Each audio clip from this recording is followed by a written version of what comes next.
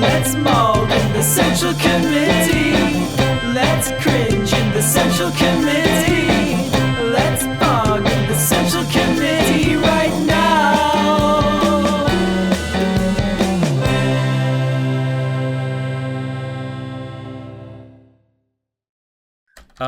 And if you want to give a little short bio about who you are, and yeah, we can get it going. All right. Yeah, sure. Hi, I'm the Kavernacle. Interesting, you were talking about Kavanagh just before, so similar pronounced to that. So primarily my channel mainly covers at the moment, I guess it's debunking fascist narratives about history, but also just doing general politics. I've been talking about Israel-Palestine a lot. Today, obviously, we're going to talk about British politics. I don't talk about this so much, but of course, as someone who just loves politics in general, I'm up to date on it and very passionate about this stuff. So yeah, hoping we'll have a good conversation. But if you like, history stuff or anything like that, that's what my channel primarily covers, but some stuff to do with politics in entertainment as well. But yeah, not traditionally what I talk about on my own channel, but I'm very happy to talk about it today. So yeah. I've noticed this is kind of a trend that is interesting for me, and maybe you could explain it, is a lot of content creators that are like, outside of America who have like really good takes don't necessarily speak about their own domestic politics a lot. Is that purely kind of a business decision? Like, hey, I want to talk about British politics or Canadian politics, but there's just not that many of us around there on the internet. So I won't make as much money or I won't get as much clout, or is it some other consideration and I'm just cynical? Well, for me personally, my background in education is American politics, so it is something I'm really passionate about, and that's something that I kind of started my channel on, talking about American politics. But and I think as someone who's not American, it affects all of us, especially my own country as well. So it's something we should talk about. But yeah, with British politics, it's really, really hard to grow on YouTube talking about British politics. If I think about British political YouTubers, I probably couldn't even name too many. The only big one I know is Novara Media. Novara, yeah. And that's pretty much it, to be honest. Yeah, and that makes a lot of sense to me. And what's interesting is I am an American, and I do talk about British politics and New Zealand politics and Australian politics, Canadian politics. So it's always funny to me. Because I'm trying to find good information, because I don't live there, on those topics. But because we're all English speakers, our politics cross-pollinate. For example, Chad, I don't know if you're aware of this, but Barack Obama's 2012 campaign manager, after he was done with Obama, went across the pond and he went and worked for the British Conservative Party.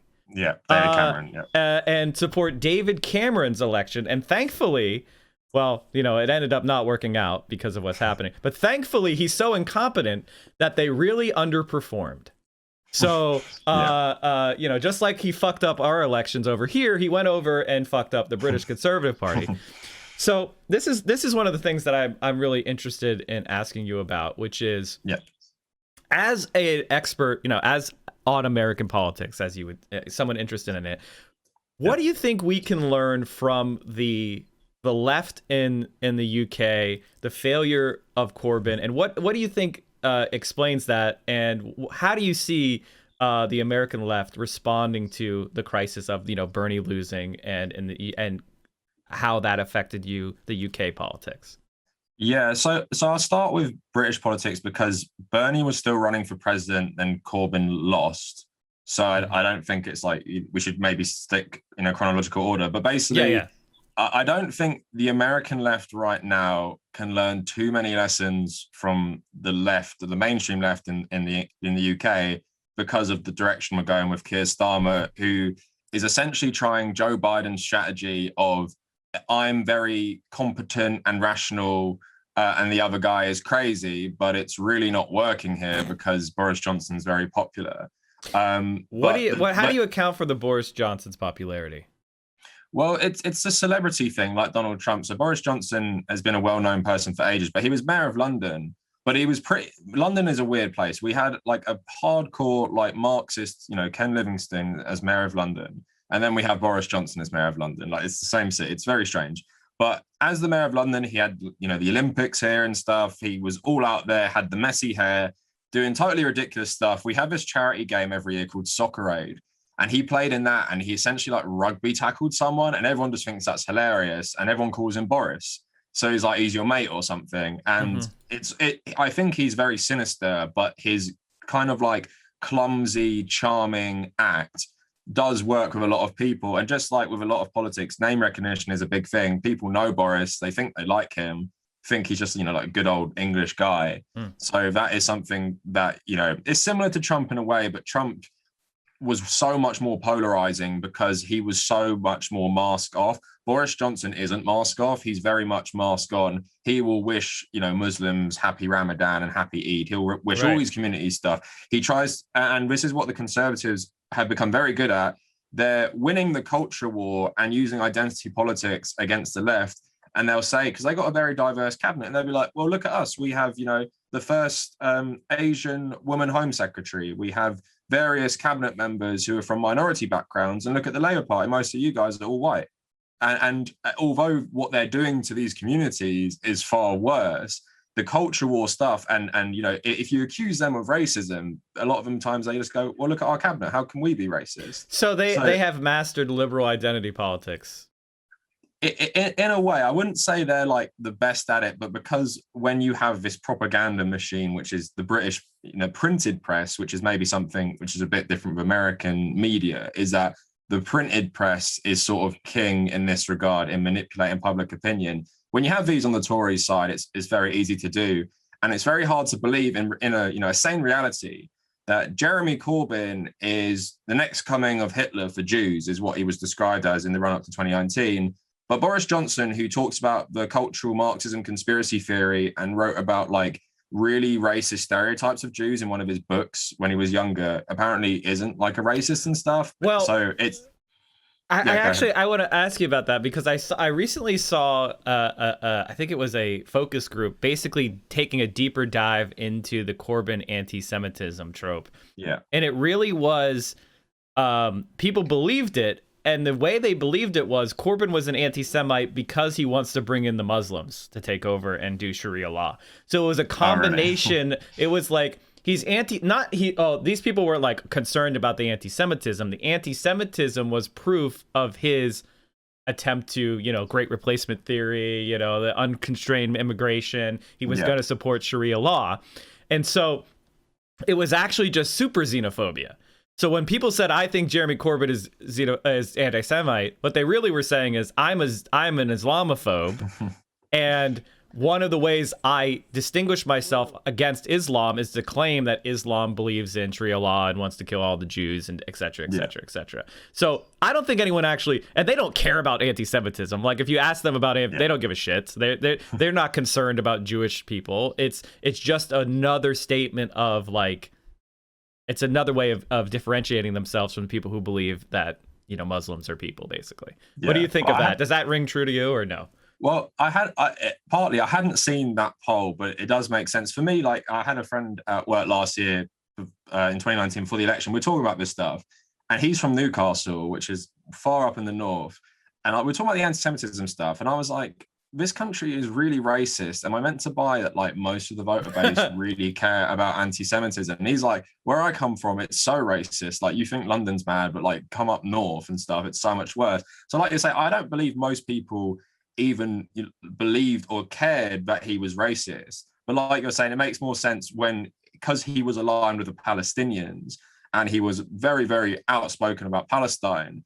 And especially in the election, in the Brexit referendum, one of the main talking points of Vote Leave was we cannot stay in the EU because Turkey are going to join. And if Turkey join, you're not only are you going to have like 90 million Muslims with being able to, you know, really easy access to the UK, you can also get terrorists from Syria and Iraq going through Turkey and coming here. So like you're saying, this country is so xenophobic with that stuff.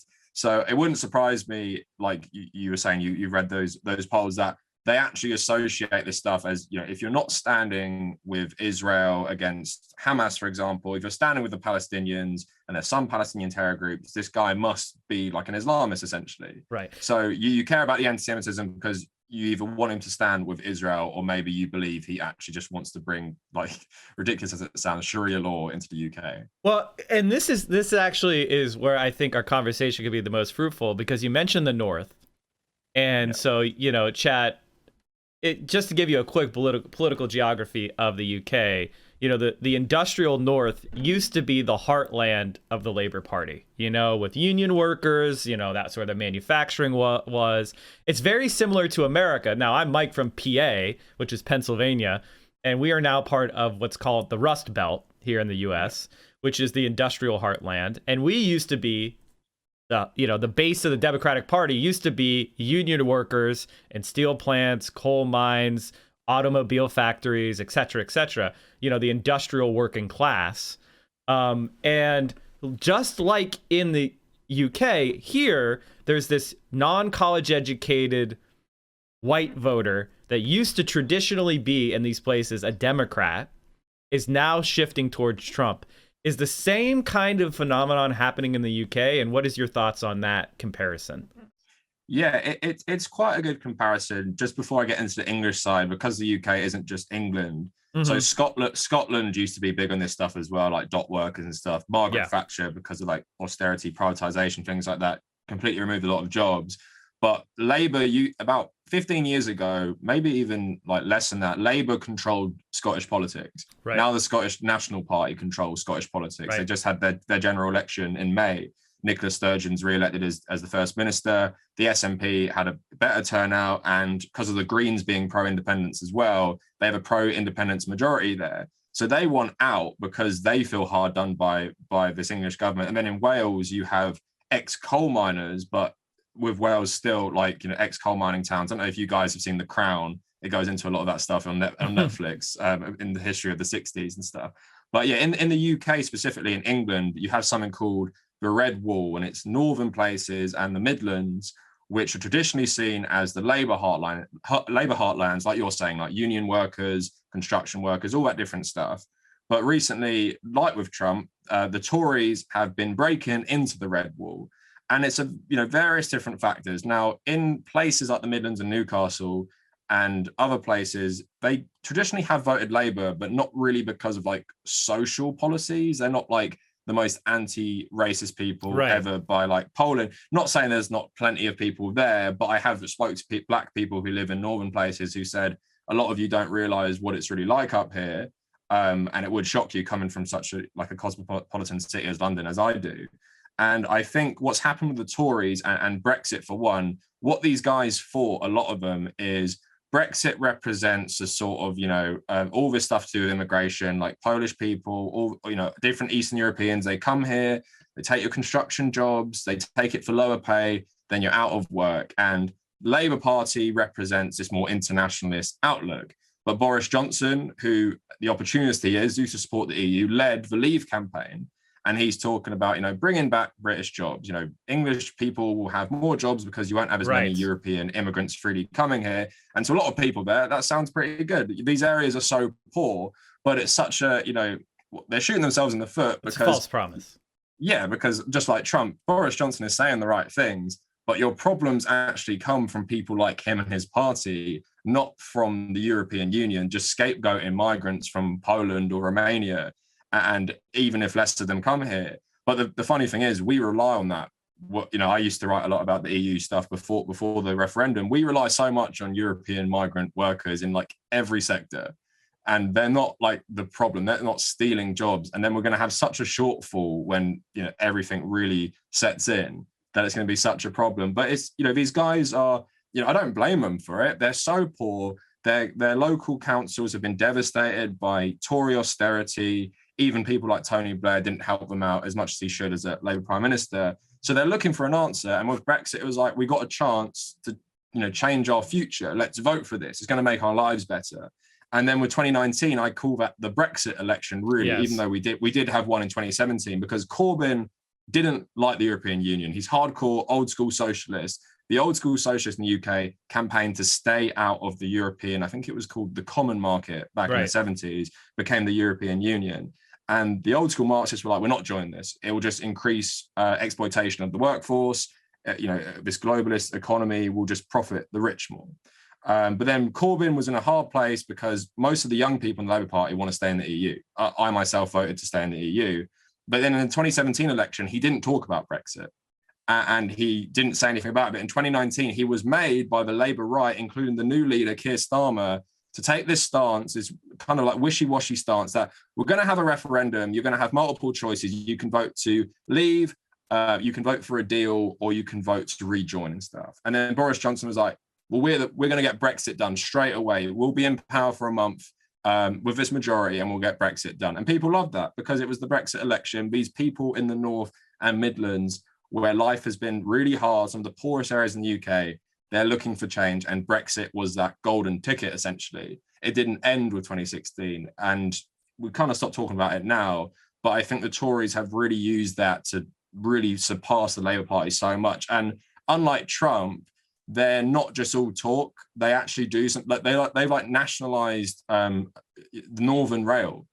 You know, what Republicans are talking about, like nationalising different services. It wouldn't happen, but these are the guys where George Osborne, who's the old Chancellor, and David Cameron were the austerity Tories, old school austerity Tories. Boris Johnson is this populist Tory, and the people he's got in his cabinet, a lot of them are like held in front of the public. Rishi Sunak is our Chancellor. Like, here's this young, you know, Asian guy.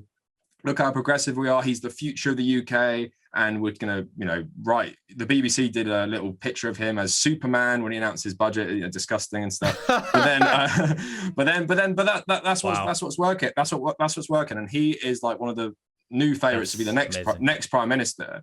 And maybe in an American context, you can't understand that. Like, what you're telling me, there's an Asian guy who's like going to be the front runner for British prime minister or something from the Tory party. Like, would that happen in the Republican Party or something? But that's what these guys are so good at. They take the language of the left a lot of times, but then they actually do stuff while at the same time completely ripping you off. All these COVID contracts, giving them to their best mates, because cronyism in the UK, I don't know if you want to get into this later, it is very different and corruption than political corruption in the US, where it's just so brazen in the US. But in the UK, it's very, you know, shady back rooms where they're all smoking cigars and drinking brandy. They all went to Oxford together and stuff. It's very different, but the public don't care about that stuff. Nationalise the rail, make it better. Talk about Brexit, talk about levelling up the North.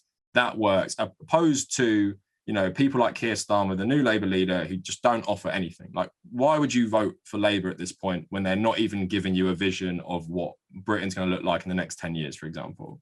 Yeah, so I think we covered a lot of stuff, because it's funny. You mentioned the Red Wall, which in the America in 2016, they called that the Blue Wall. And it was literally the same places, you know, Wisconsin, Pennsylvania, Michigan.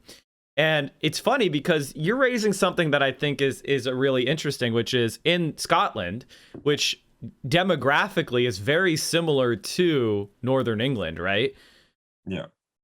I don't know. I'm kind of curious of your opinions on the SNP, because it seems to me, from an outsider's perspective, I look at the SNP and it seems to me to be like a social democratic party in the real sense, but they are trading on this like Scottish nationalism.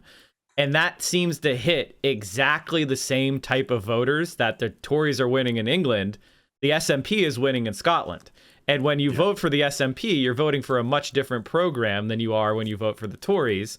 And it seems to me that they're succeeding in gaining, like, you know, they're the Scottish party. If you're from Scotland and you're kind of a blue collar guy, you probably are proud to be Scottish. There's a Scottish flag flying somewhere, right?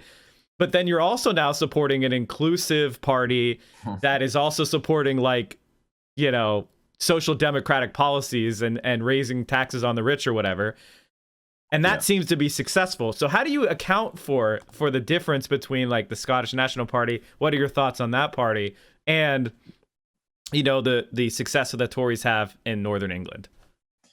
Yeah, so I'd say you probably understand this as well, because it's probably the Democrat and Republican visions of what, I wouldn't call it nationalism from the Scottish National Party. I'd call it like mainly like liberal patriotism, where it's like Scotland's future is about an inclusive social democracy. It's like Scotland is multicultural. Scotland is, you know, decent and stuff. It's not what the Tories are peddling of this kind of like populism, which is talking about Winston Churchill, for example. It's not like Nicola Sturgeon is rolling out Robert the Bruce and William Wallace and saying, let's get back to Scotland like 1,000 years ago. It's very different. And Nicola Sturgeon, like the Scottish National Party, yeah, like you're saying, they're pretty progressive. I'd say they're to the left of the current Labour Party on a lot of stuff. And Nicola Sturgeon is a pretty competent politician. I actually, you know, if I have to choose a politician in the UK who I like, I'd probably say her. But yeah, I think that's pretty bad for the union, wouldn't you say?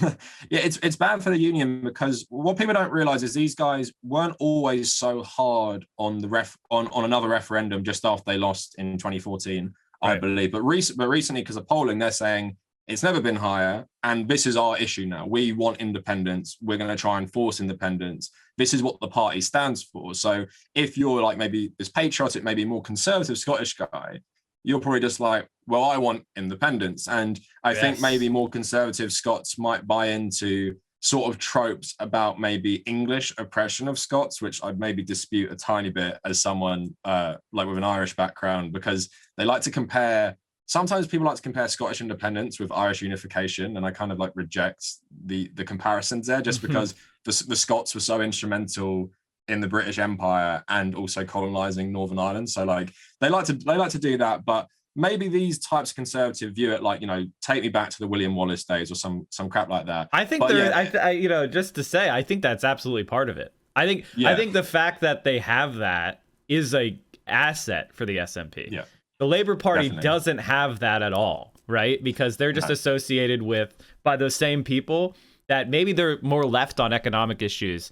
You know, they want union rights. They want wages to be higher, you know, but they still have this kind of, patriotism, as you said. And I think this is an exact problem that we have in these, like the left right now is in America too.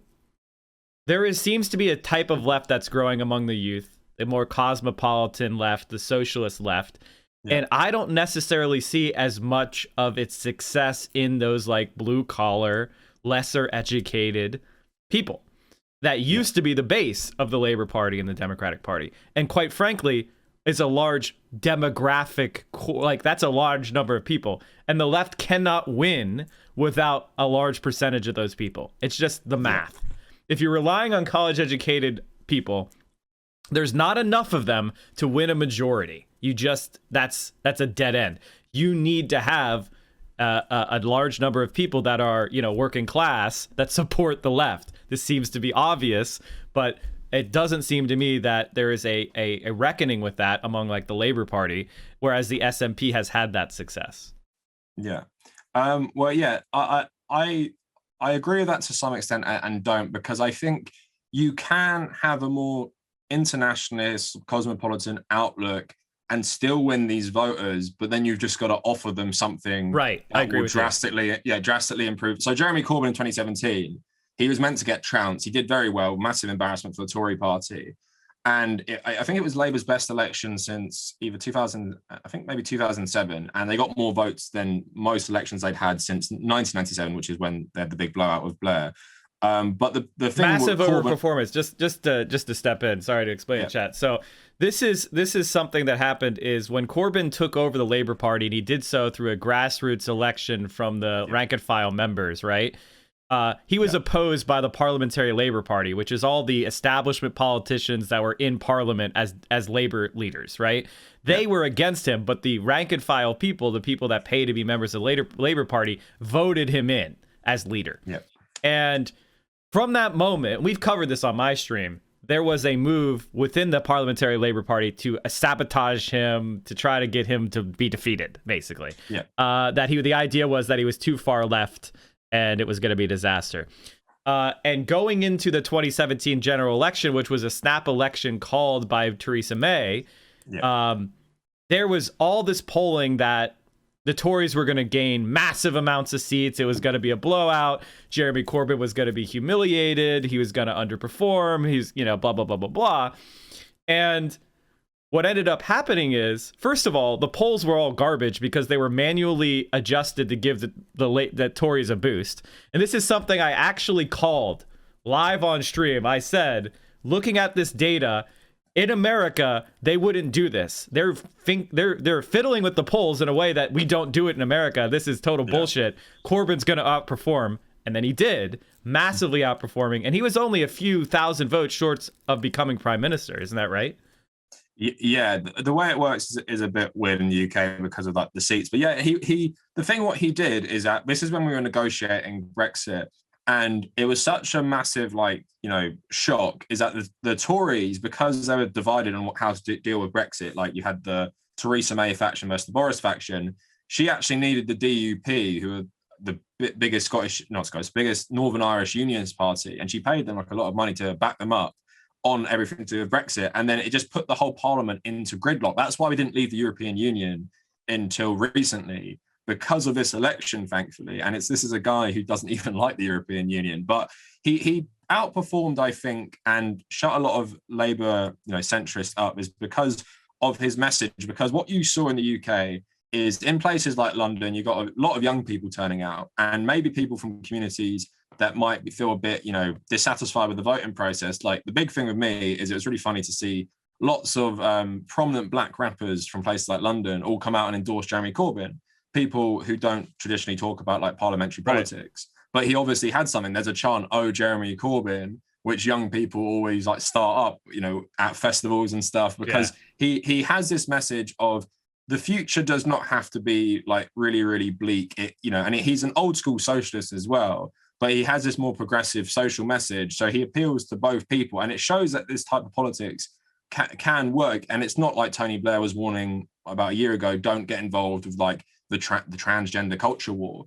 But the thing is, Jesus Christ, awful guy. But you can like walk and chew gum. Some people. I read a good article from 2008. It was like the racists who voted for Barack Obama, and it was a really interesting article about how people who are like insanely bigoted to African Americans voted for Obama because he promised them like a better economic deal than John McCain. So you can get people who like necessarily don't agree with your stance on the Palestinians in Israel, or don't agree on your stance on transgender rights and stuff. If, it sounds bad because it feels like you're bribing them, but it's like, I will make your life better.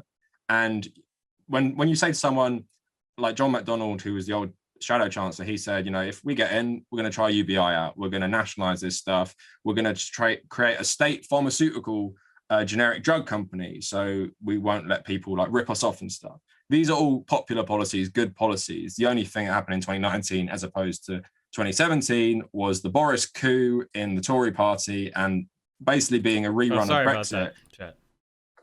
Yeah, go on. Sorry, You're good. I did something with the camera. Go on. No, there's no problem. And then, but I think the success of Bernie to an extent, and the success of Corbyn.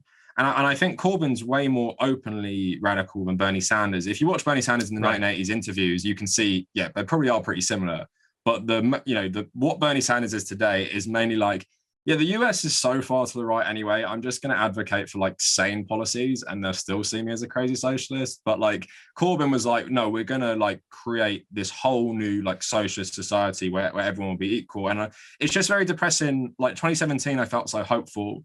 And I didn't even vote in the local elections because I was so crushed by 2019. Like all hope. It was like the Tories won such a massive majority, and then and the polling for them has been consistently good during the pandemic, even though they've handled it so badly.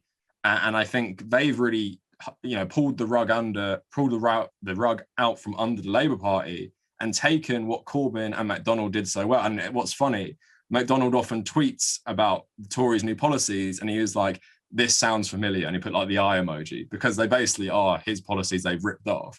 So it's a lesson that the Labour Party didn't learn and the Tories did learn. And that's why I'm really scared for this country, in the sense that I think we're going to have the Tories for probably like another 10 years. It's going to be like the Thatcher Major era all over again. But but overall, like I think there are some comparisons to be made with Bernie and Corbyn. Maybe just Bernie's a bit more to the right in public, I guess. So one of the challenges that I've always had for people like Jeremy Corbyn and Bernie Sanders is I think they lack a killer instinct. I think this is the big problem with the left, is like Bernie Sanders and Jeremy Corbyn existed in a time when, for the most part, they were kind of marginalized backbenchers. And whenever they got something done, it was through like glad handing with, you know, people that were to the right of them and kind of having a good personal relationship. And they never really learned how to be in charge. And so when their message became so popular and they got thrust in that position, they never learned like, okay, now I need to consolidate power. I need to get rid of the people that are my enemies. I need to get rid of the people that are trying to sabotage me from within and put my people who believe in my program forward. I won with this program. If you don't support my program, you're out. And whereas the centrists are well accustomed to the reins of power, and so they have used every method and tactic possible to retain it, and we've been kind of caught flat-footed. And so do you see, you know, and quite frankly, I just don't see that changing in America. Like, I love, you know, AOC and Bernie and you know, some of the people that are in Congress now, but I see the same mentality. I don't see kind of a ruthless, like, hey, we need to throw these people out. We need to throw Pete Buttigieg's under the bus. That's not really the energy I see. And that's what concerns me in the long run, because you just said you saw that the UK is headed towards a long time of Tory control. And I have to say, I see America going towards a long time of Republican control. I think right now, and if you want to disagree with me from another perspective, it'll be interesting. I see this as the high water mark of the Democratic Party for probably the next 20 years. And, you know, we were talking about today is the Republicans are drawing up plans for gerrymandering, the likes of which have never been seen, and voter suppression, and the Democrats can't pass a voting rights law to protect the right to vote. So what do you think about that? The future of like minority rule in both the UK and the United States? Yeah, I'll start with the UK because you make a great point. What Jeremy Corbyn should have done when he was in charge of the Labour Party is get rid of everyone who was trying to undermine him. And like you're saying, these guys, I think Bernie and Corbyn especially, they're so genuine. Like, their policies come out of them being such genuinely nice people. Like Jeremy Corbyn, just like some harmless old dude with like an allotment and stuff. He's very, I guess, wearing a sweater his mother made. Yeah, he's very, very like genuine. But Bernie is the same. But what you kind of need, and I hope younger, angrier people take power, where they're like, if you're not, you know, in a British context, it's like a bit different. But in America, it's like there's so much broken that's so apparent to like the whole world, like universal healthcare. Like how does Cuba have universal healthcare when it's under embargo, but the richest country in the history of the world cannot have it? And like that is such a key issue that you can rally around. But it's like Pete Buttigieg saying Medicare for all who want it. Joe Biden, the current president, saying something a bit similar, that we're just going to lower the age for Medicaid, I think, and stuff like that. So it's like, what they should be doing is calling these people up because they're not really allies. And I can understand for a bit, like maybe playing nice in the first couple of days of Joe Biden's like reign. And it was good to see the squad talking about Israel, Palestine in such like a candid way. Like I've never seen that in politics, like British or First American. time. I have never seen people talk about the conflict, the apartheid regime of Israel like that. So I feel like there is more hope in America. And the only thing I will say is because Joe Biden and the centrists tolerate the squad more than the center of the Labour Party tolerate the socialists in the Labour Party. Because I think what Joe, remember how much they liked Bernie after he lost? Oh, Bernie, you're so great. Like, come help us win the election. Statesman Bernie. Yeah. We need you, Bernie. Even though we'll demonize you, we'll get people on TV saying you're like hypnotizing people. Or Central like Park. that. They're gonna. If Bernie Sanders had won, we would have taken the central. We would have had executions in Central Park. It was something that exactly. But that's the thing. That's the thing with the difference with the Democratic Party is that they'll say that, and then they'll go back on it. But like you're saying, they got the killer instinct. They'll win and go back on it. Where with the Labour Party, it's a non-stop purge. So Keir Starmer wins the leadership election. He beats Rebecca Long Bailey, who's a Socialist MP, sticks her as Shadow Education Secretary. She then shares an article where a celebrity said that the IDF teach American police tactics, and then said that they teach them how to kneel on necks, like what happened with George Floyd. Maybe that wasn't strictly true, but the overall point was Israel trained the American police. It's called rhetoric. But then Keir Starmer fired her for anti-Semitism because of that, and he used what? And this is, yeah, no, but it's so cynical for a guy who's apparently come into the Labour Party to restore faith in the Jewish community in the UK, using criticism of Israel, even though the only justification I could see that someone said is it's saying that Jews are responsible for everything bad in the world, including George Floyd, and I just don't really understand. That's not what she said. She said that the IDF trained American police in violent tactics, and that led to things like kneeling on George Floyd's neck. Yeah, but that's actually just a factual statement. But that was what he used this stuff for. And then he obviously kicked Jeremy Corbyn out of the Labour Party because after an investigation into anti-Semitism in the Labour Party, said Jeremy Corbyn was an anti-Semite, said there was anti-Semitism. And he came out and said, yeah, there is anti-Semitism in the party, that, you know, it's a massive problem in the country.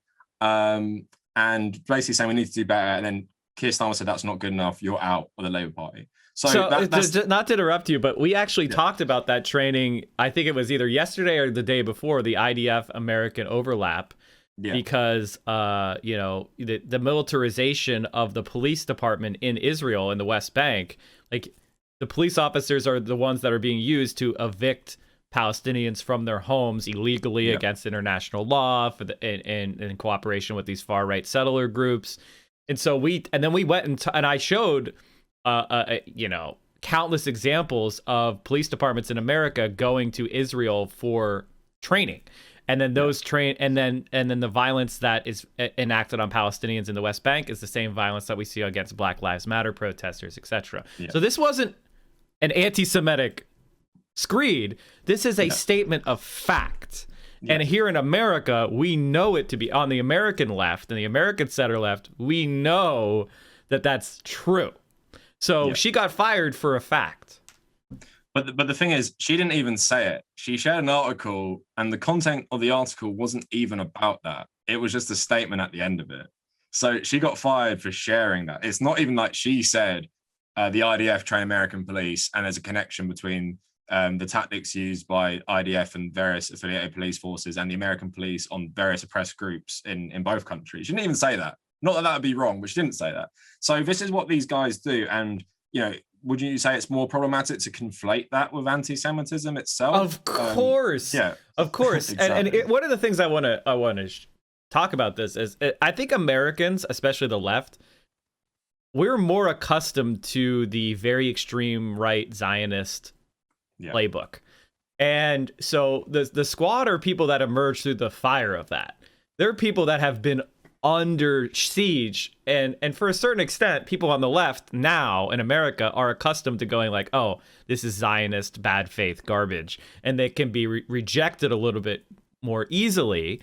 And we have a Jewish left here, like Jewish Voices for Peace, even J Street, you know, organizations that try to critique Israel with Jewish voices from the left, where they haven't been as discredited as it seems in the UK. It's like almost new, like the Zionist approach to politics is like emerging, and the bad faith attacks of like anti-Semitism. Also, I think with Bernie Sanders being the leader, that was luck, because Bernie Sanders is Jewish. So the attacks of anti-Semitism are not effective when the leader of the American left is Jewish. So that kind of like scrambled the typical tactics. Is, you know, this is guy's uncles were killed in the Holocaust. You're calling him an anti-Semite. That's pretty ridiculous. And so it doesn't work. Yeah. Well, they tried though. They tried, but it didn't play because, you know, it is what it is. And they still but the fact that they still tried says something. So you're optimistic about America, and I got to say, like, you know, the problem that we have, the reason why I'm not optimistic is we don't have a parliamentary system.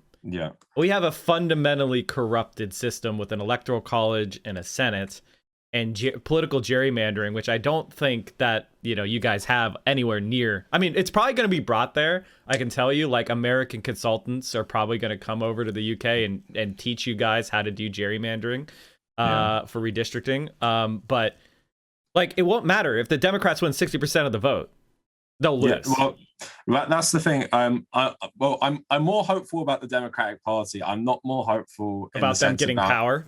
About them getting power, because if you just like pivot to American politics, I think Joe Biden, like people, it's crazy to me because I made videos about this maybe like 2 years ago about his history of like racism, basically standing so badly on every issue, but the stuff he did on the war on drugs still affects Americans today.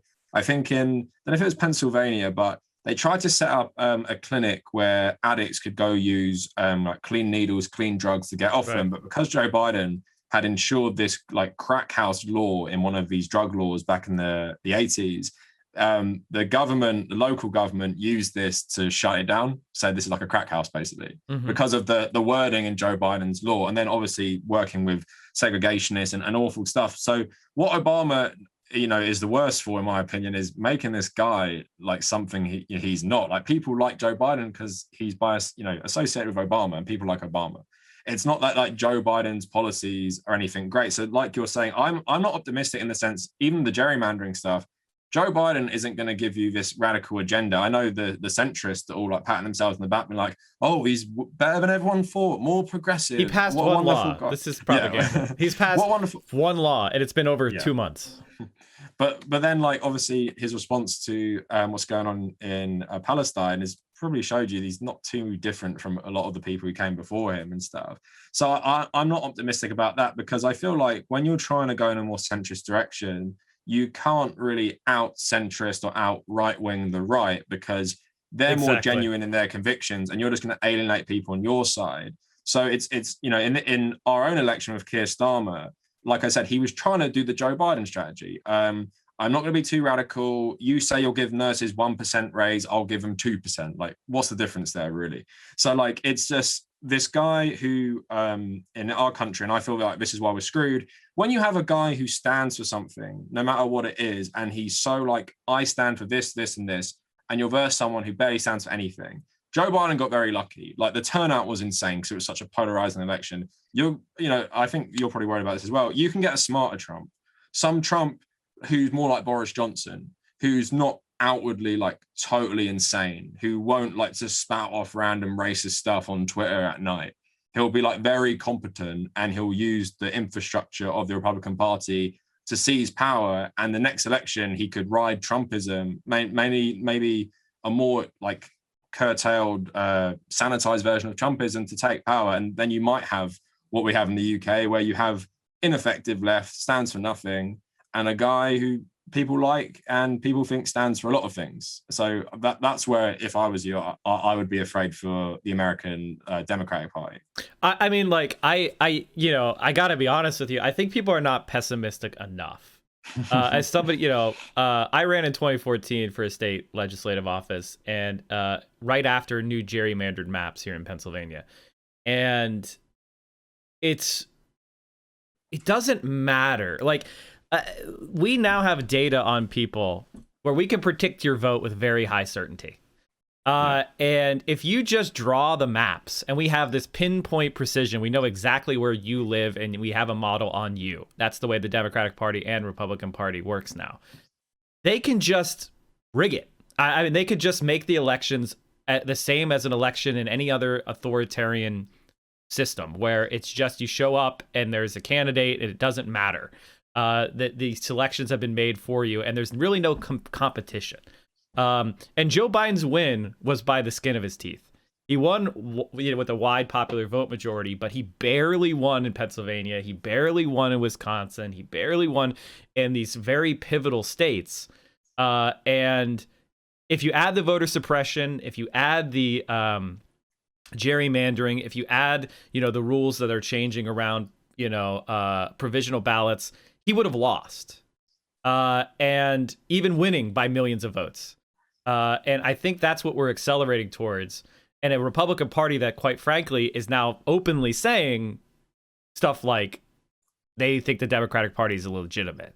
And that's kind of the 70% of Republicans think the election was stolen, which is just a batshit and crazy, insane position.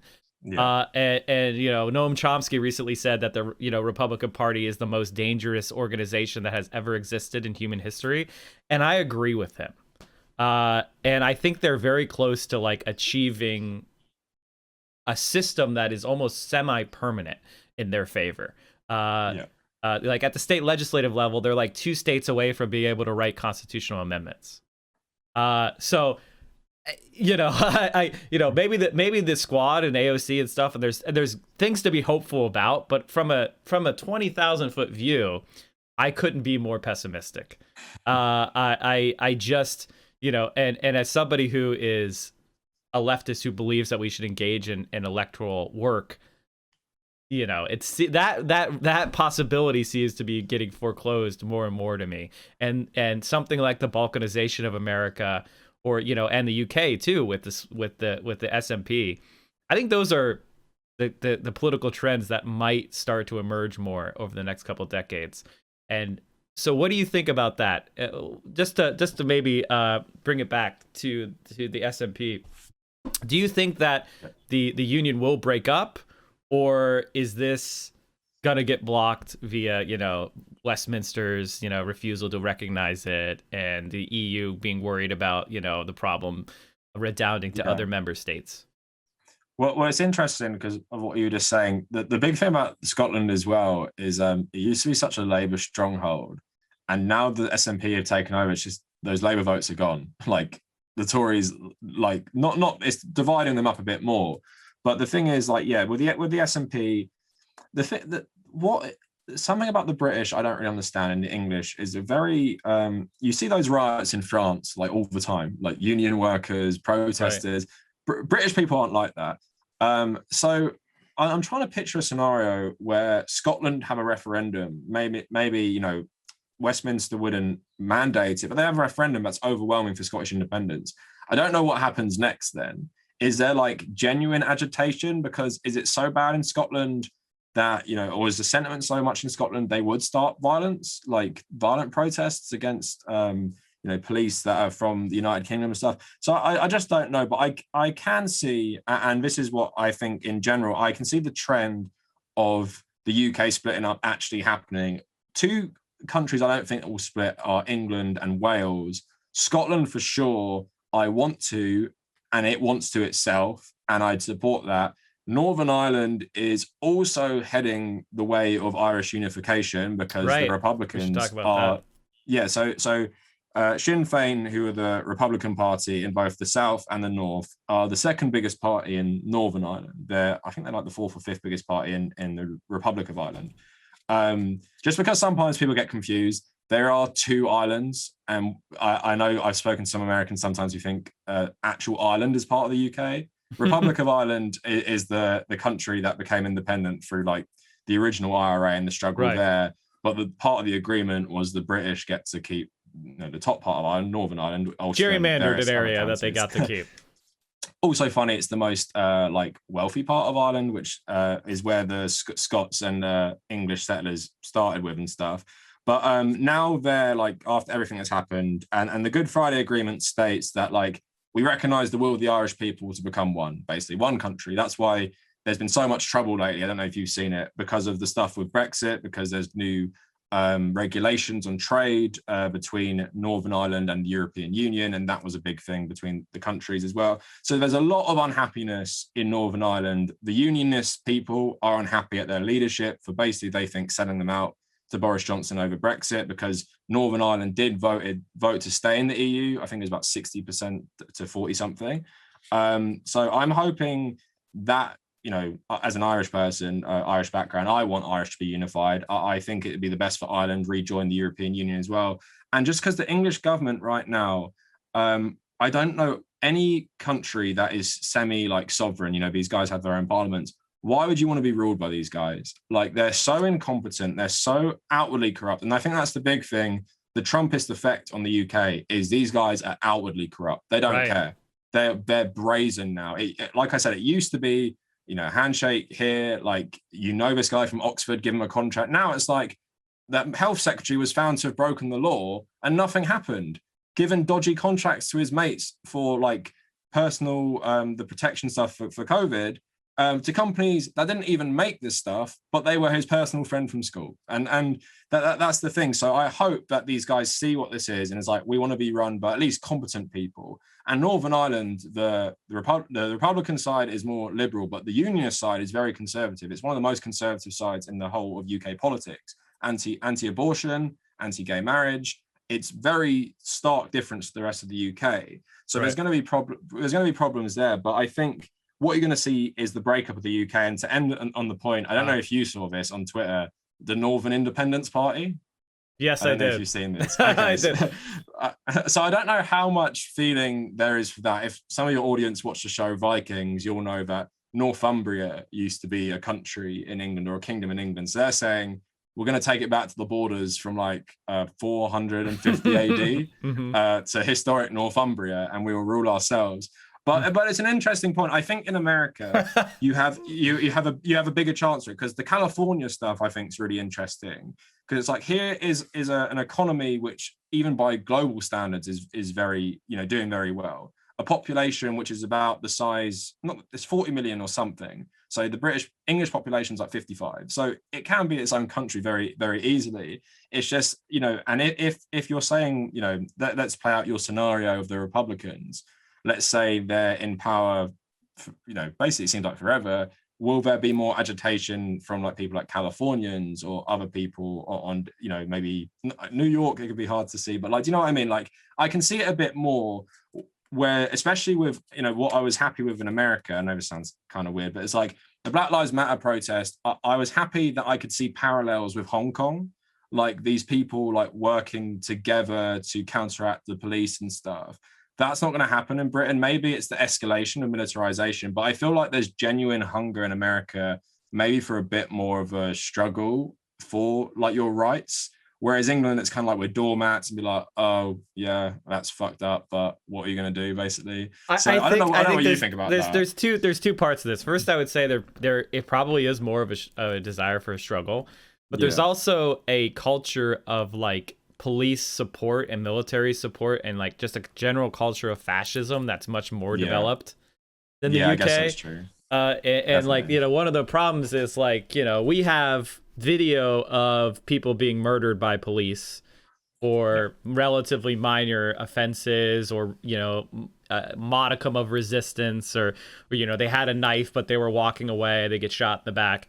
And that kind of stuff is just, even though it's on camera, people are just like, well, and they develop these techniques of defending it. We have in Florida, for example, they just passed a bunch of new riot laws that will like legalize, you know, make it much easier for people to run over protesters and get away with it. Crazy. You know, stuff like if you're involved in a protest and somebody commits property damage, then you could be charged with a felony for, you know, being in a riot.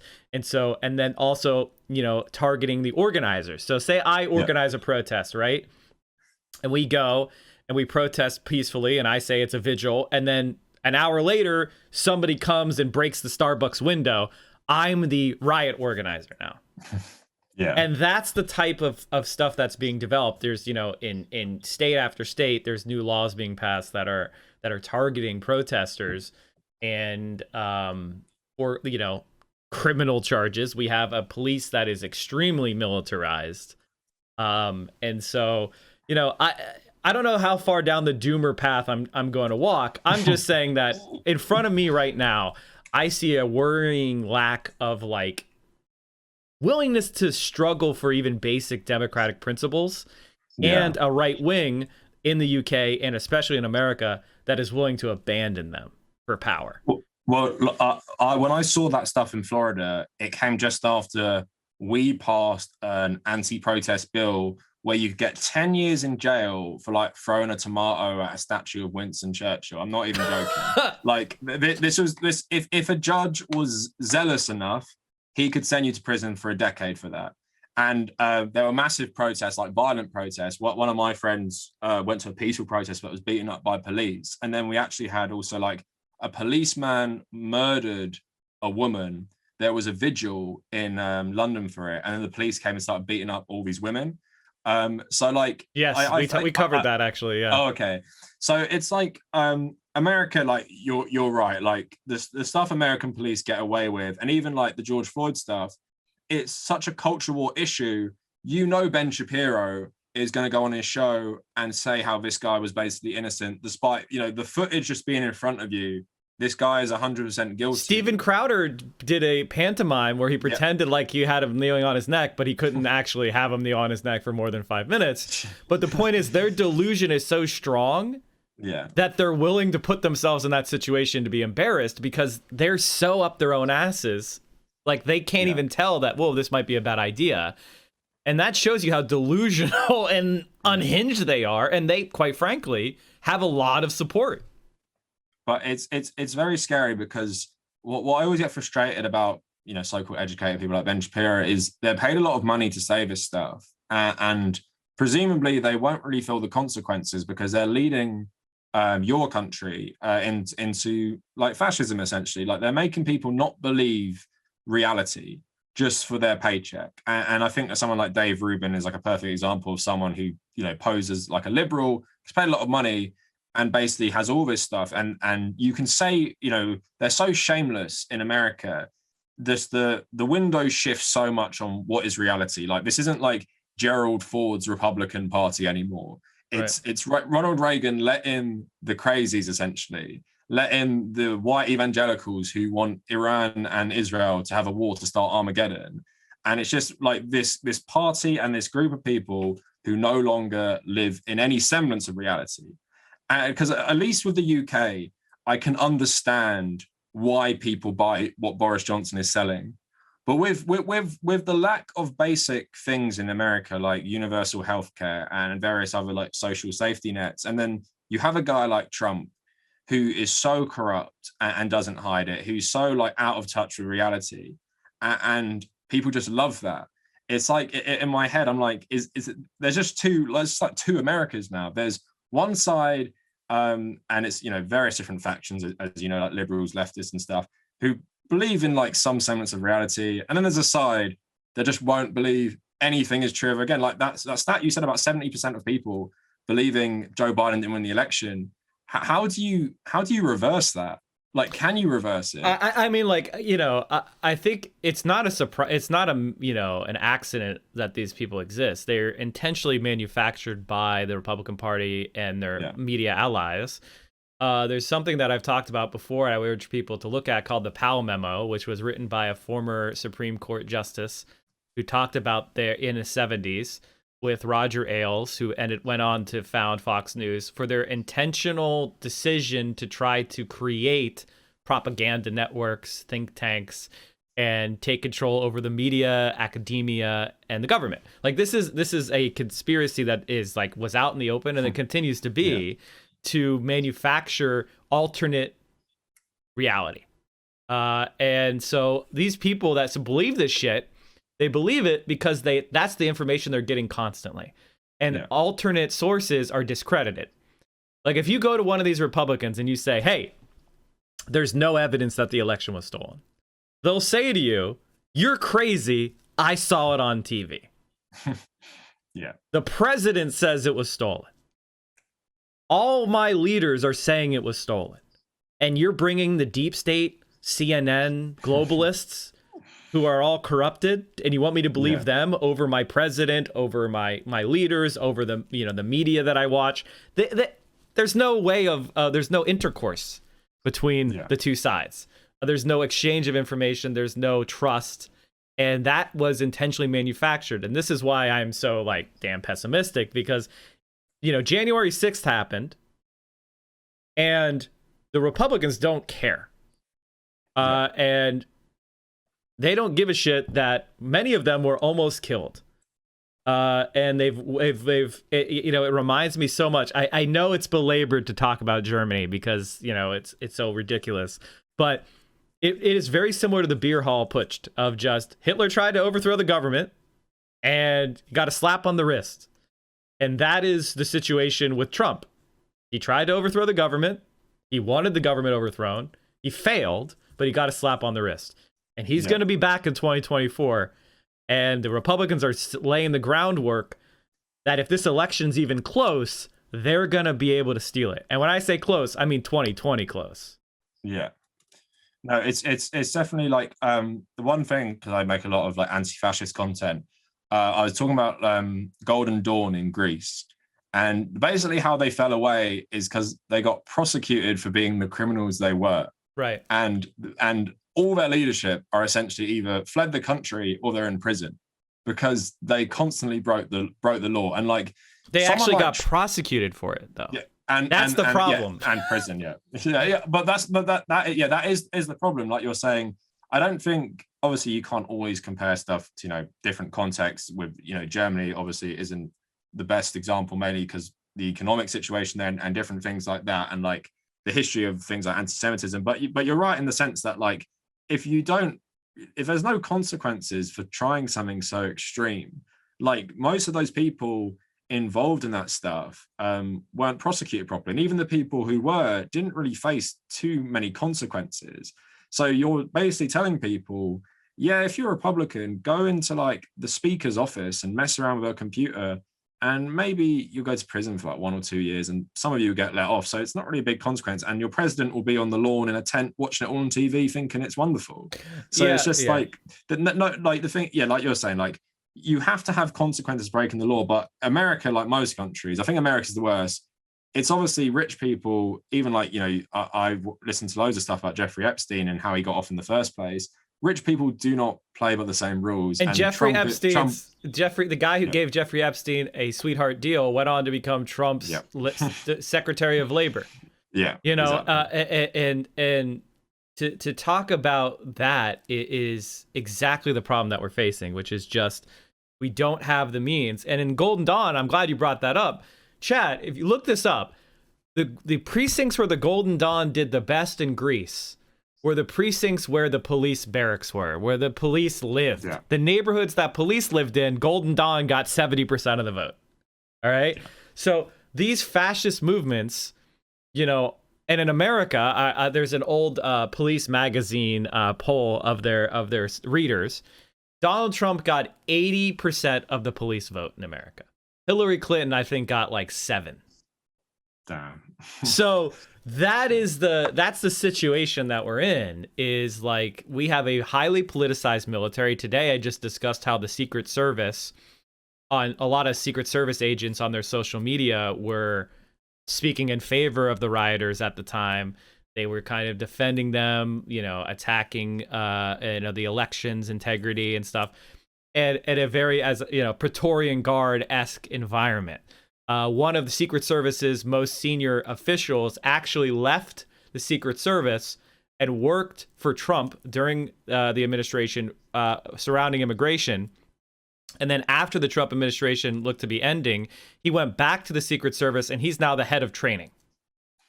So we have these situations that are like, you know, the warning signs should be flashing, you know, about the health of American democracy, where we're headed. And frankly, like the weak opposition of the left. You know, I know everybody's always trying to say that we're in a Weimar moment, and you know everybody, you know, but I can't help but look at the political situation of the world. Look at India with Modi, you know, Turkey, Hungary, Poland, and see the rise of the far right. You know, Brazil, and I don't see the counterbalance. I don't see a strong left like we had in the 30s, and that is what scares me the most. So, well, thanks so much for coming on. Why don't you go ahead and give yourself a shout out and plug anything that you have going on, and I really appreciate you coming on. Yeah, no, it was a really interesting conversation. Just always good to talk about this stuff. And like you, I'm like a massive pessimist, so I want to get out of the UK as I get older, because I just don't want to watch it go down the toilet. But yeah, so thanks so much for having me on. My channel is the Kavernacle. I'm a YouTube channel. Upload about 3 times a week. Stream twice a week. I'm going to stream later tonight. Don't know what I'm going to talk about. Just wherever I feel like. Mainly at the moment, I'm making videos focusing on kind of obscure cults about like Rhodesia or like Imperial Japan, just like these far right people who love these dead countries. Also some stuff about we talked about Rhodesia on my stream before as well, because the guy who sorry to interrupt you, your show. No, it's fine. But the guy who was Derek Chauvin's medical expert actually said he was from Rhodesia, which really? As you know, Rhodesia doesn't exist. It was never recognized by the international community. And so a white guy, he was born in Zimbabwe, and he moved to America as a white man. But he says, like, on his LinkedIn, from Rhodesia. So he was like an and that was the Derek Chauvin medical expert. So anyway, go on. Yeah. Sorry for that. So I'd be really interested to see I'd be really interested in seeing your video on that. Yeah, I call it the boo series. So we call them roadie boos, and then we have like Tojo boos, of people who love Imperial Japan and stuff. But the roadie boo one is one of my favorite ones, mainly because I've got dogpiled lately by some Rhodesian Facebook pages which have linked it. so they're all coming to my page saying like, oh, you're the actual racist one, like they fought the communists, you should love them and stuff. So basically saying it wasn't a racist country or anything like that because some black Rhodesians fought in like the military. It's a load of shit really. But anyway, there's loads of videos like that, video game ones as well, and talk about politics on stream, maybe like British politics. But like you said at the start, no one really gives a shit on YouTube about British politics. So I do. You can be my one watcher. But yeah, no, thank you so much for having me on. I really enjoyed it. And yeah, so if anyone wants to come check out my channel, just the Kavernacle on everything. Just type in the Kavernacle on Google and loads of stuff come up. Boom. All right. Well, I have the mods. They're spamming your information, right, mods? You're spamming it? They've been spamming it as we've been talking. I hope you enjoyed the conversation. I know I did. Thanks for coming on, and I really appreciate your perspective, and hope to see a lot more content from you. Thanks, bud. Yeah, thanks a lot. Thanks so much for having me on. See you later. See ya. We do politics here every morning starting at 10 a.m. 10 a.m. Eastern, 7 a.m. Pacific. You can watch us here on Twitch. We're the morning guy, the morning politics guy, Politics Frogs in every single day, same time, 10 a.m., day in, day out. And we carry you through your morning and early afternoon politics needs. And if you need more, Mike from PA, we have a YouTube channel. We talked about suburbs, the My Pillow guy, Ted Cruz. We talked about DSA. Amazing. Making fun of Tim Pool. Amazing. Look at all of these amazing videos. Get in there, watch them. We have me on Twitter. You got to follow me on Twitter, chat. I'm at 20,614 subs. That means I got like 40 followers on Twitter in the last day. You can do better than that. You can do better than that. Go follow us on Twitter. And of course, join the Discord, where we have an incredible community of left-wing streamers. We have left-wing community. We talk about the stream. We talk about politics. There's gaming content. It's a really awesome, supportive place. Direct action, mutual aid. And you can just let off some steam. And also, you can help produce the show. One of the things I do is I look at the links that are put into the news content suggestions chat room on the Discord. Join the Discord, come hang out, and maybe what you want me to talk about will be part of the next show.